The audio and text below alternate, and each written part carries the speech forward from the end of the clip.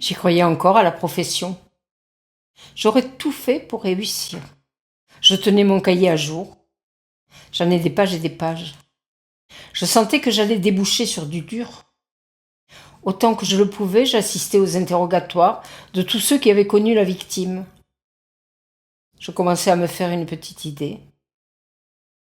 Pour moi, c'était un jeu de société comme les autres, genre Murder Party. J'avais tout juste 20 ans. Moi, ça m'amusait, mais pas la brigade. Ils avaient envie de se débarrasser au plus vite de cette affaire où la noyade était devenue un sport familial.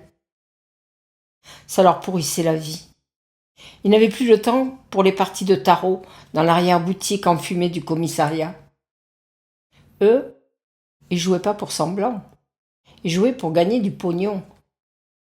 Ils s'emmerdaient pas à prendre des déclarations ou des mains courantes.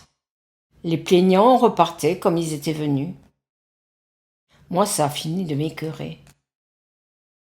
Quand j'ai annoncé à mes parents que je voulais abandonner, ils étaient effondrés. « Et tu vas faire quoi avec un bagage à moitié vide ?»« À savoir ça, on t'aurait foutu au boulot à 16 ans. » Je ne pouvais pas leur en vouloir. J'avais pas réfléchi à ce qui me plairait comme boulot. Le soir même, je reprenais mon fameux cahier et commençais une liste.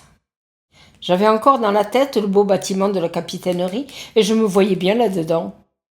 C'était clair, entre l'eau et le ciel.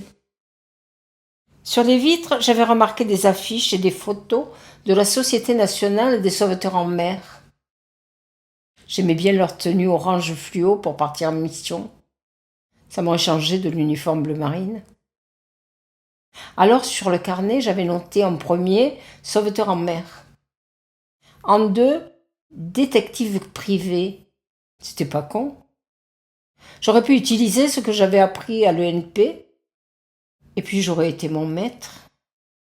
J'ai pris la nuit pour réfléchir. En fait, j'ai pas dormi. Au matin, ma décision était prise. Je serais détective privé. J'ai soufflé les 10 bougies d'anniversaire de ma boîte le 13 juillet.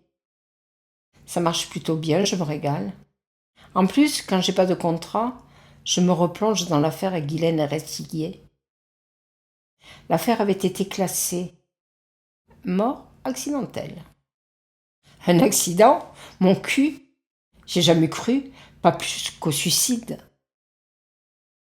Depuis tout ce temps, je me suis liée à ses proches. Ils n'ont jamais fait le rapprochement avec le gamin acnéique que j'étais 10 ans plus tôt. Je leur tire les verres du nez sans qu'ils s'en rendent compte. J'y vais mollo. Ça nourrit mon cahier. J'ai jamais perdu l'espoir de savoir un jour ce qui s'était réellement passé ce 13 avril 2014.